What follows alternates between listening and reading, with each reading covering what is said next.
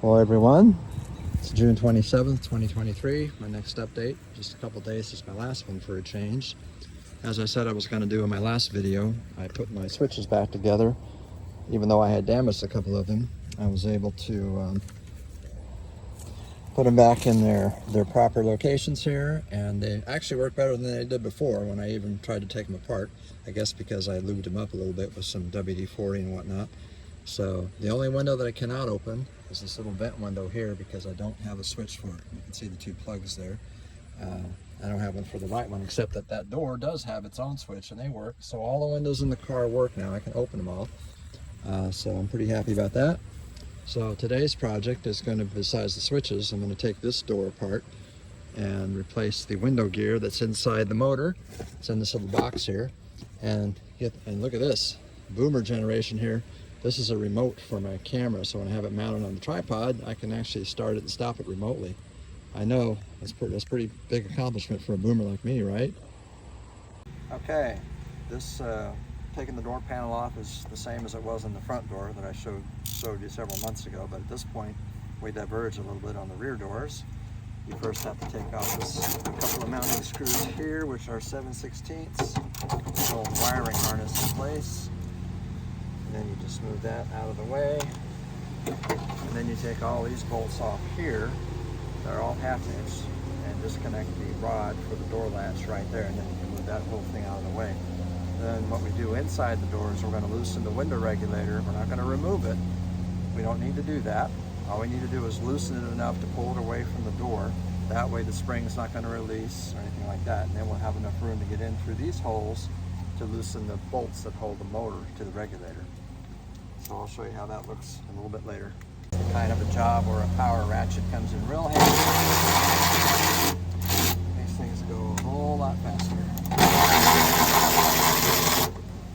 One thing I noticed as soon as I got that panel off was all the repairs in here. Obviously this door had been dented in the past and then pulled out and all the holes filled in with filler. On the outside, they did a pretty good job. This dent here must have happened after that first repair. I'm not really sure, but I'm thinking I might be getting another door to replace this door, just like I did on the right front, because I don't know if I want to deal with trying to straighten this out some more. I thought it was going to be a relatively easy fix, but it's been repaired before, so I'll have to ask a body person what they think. But the next thing I'm going to do, there's 4 bolts here, 1/2 inch again, that hold the regulator to the door. And again, I'm not going to take them off all the way. There's no need for that because leaving it attached, if the motor is bad, that will still contain the spring tension. If you take it all the way off and the motor's bad, this thing is going to spring, and that can be very dangerous. So that's why I caution you not to take them off all the way. You'll have enough room to work with the motor to wiggle it out from the top. There's enough room in this big door to get it out without releasing the tension on the spring. All right, got this door apart and the motor is sitting down there now. It's a little harder than I remember. It's been about 20-25 years since I've pulled one of these out like this, but it was a little tighter in there than I recalled. Had to use a small little ratchet like this to get in there, enough space and all that, but I eventually got it loose. Looks like the motor's been replaced because there's blue paint flaking off of it, and it definitely was not blue, original color. Also looks like they got this cover on backwards. It's supposed to be a grease seal and they have it backwards, so it's not really sealing any grease in there. So here's the new kit right here that I have to assemble, and these are a pain in the butt to put together. You got to get these little tiny things in the corners like that, and then you got to get this all pressed into place and somehow get it to stay. I had to use a hammer the last time, so that's what I'm going to do this time. And this thing here, the new seal, I will put it face down like that so it actually presses against this part and seals it like it's supposed to. So I guess practice makes perfect. This time I actually got it together relatively easy. It's a very tight fit, which it's supposed to be a tight fit, I guess.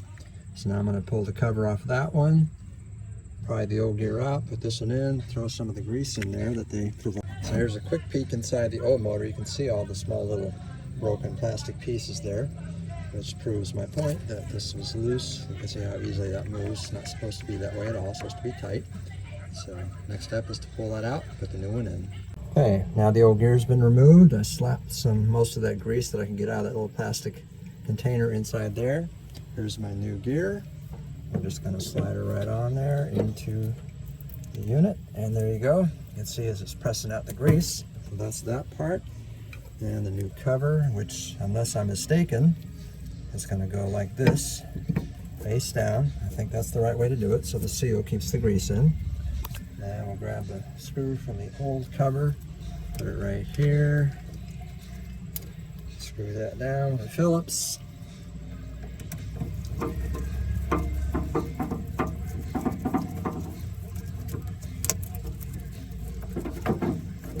And with that, this motor is ready to be reinstalled.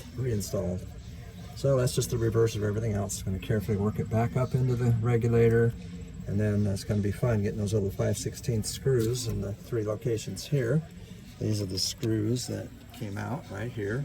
So I got to be careful, very careful not to cross thread them, because it's soft metal and they will cross thread very easily. So that is something you have to watch out for.